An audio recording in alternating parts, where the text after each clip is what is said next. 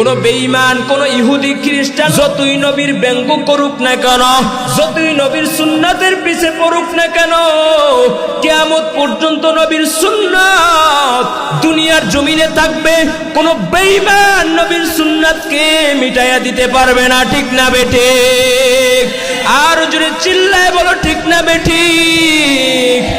तू मर्दे मुसलमान हो, तू मर्दे मुसलमान, तू मर्दे मुसलमान हो, तू मर्दे मुसलमान।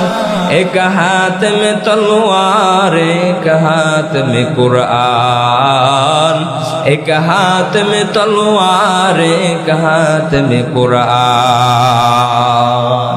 ओ मुसलमान ईमानदार अल्लाहर गुलाम, আজ থেকে 1400 বছর পূর্বে পয়গম্বর দুনিয়ার জমিনে আসছেন। সেই পয়গম্বরের সুন্নাত এখনো পর্যন্ত জীবিত আছে আর কিয়ামত পর্যন্ত থাকবে। ঠিক না বেঠিক?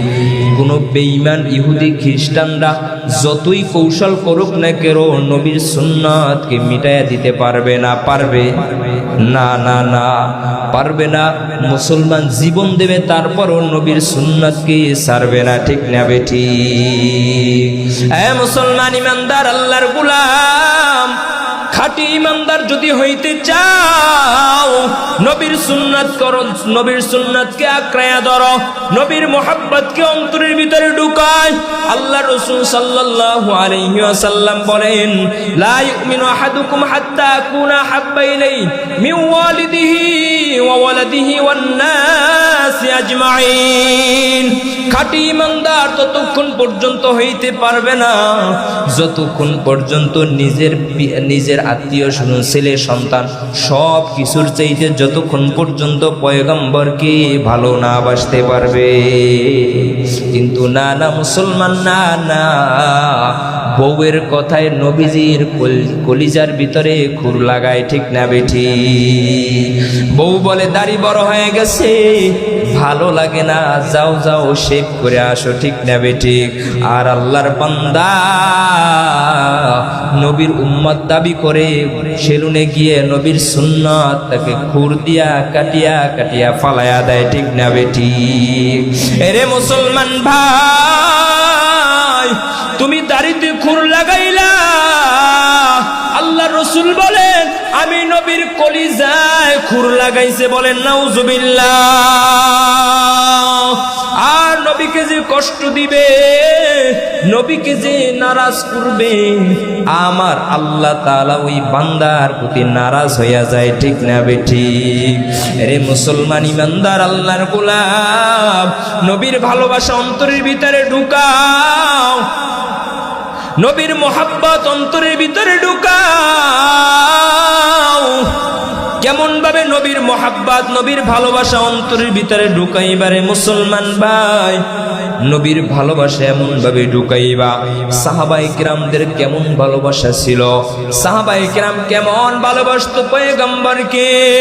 হযরতে আবু বকর সিদ্দিক রাদিয়াল্লাহু তাআলা আনহু কেমন ভালোবাসতেন, হযরতে উসমান রাদিয়াল্লাহু তাআলা আনহু কেমন ভালোবাসতেন, হযরতে আলী রাদিয়াল্লাহু তাআলা আনহু পয়গম্বরকে কতটা ভালোবাসতেন, ছোট মাসুম বাচ্চা তলহা পয়গম্বরকে কতটা ভালোবাসতেন। ইতিহাসের পাতায় দেখা যায়, কিতাবের ভিতরে পড়েছি রে মুসলমান, নিজের জীবনের চাইতেও বেশি ভালোবাসতেন। বলেন সুবহানাল্লাহ। পয়গম্বর আবু বকরকে ডাক দেয়া বলে, আবু বকর, আমি নবীকে বেঈমান কাফের বেঈমানেরা মারার জন্য ষড়যন্ত্র করতেছে।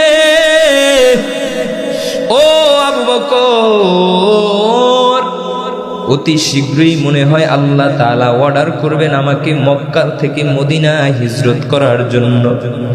ও আবু বকর, আমি যখন মদিনায় হিজরত করে যাইব, আপনি আমার সফর সঙ্গী হবেন। আবু বকর, আপনি আমার সফর সঙ্গী হবেন, তবে সময় কখন আমি জানি না, আল্লাহ তাআলা যখন নির্দেশ করবে তখন আমি আপনার কাছে চলে যাব।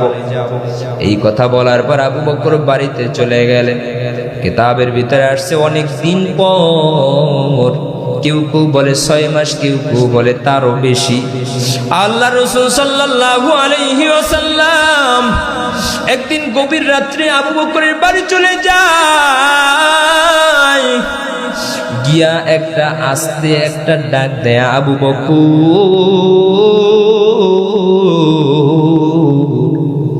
আল্লাহর রসুলের আওয়াজ শুনিয়া আবু বকর লাব্বাইক ইয়া রাসূলুল্লাহ বলে ঘরের সামনে বাহির হয়ে যায়। বলেন সুবহানাল্লাহ। আল্লাহ রসুল ডাক দেয়া বলে, আবু বকর তুমি কি ঘুমাও না রে? আবু বকর তুমি কি ঘুমাও না? আবু বকর কথা বলে না, আবু বকর কথা বলে না।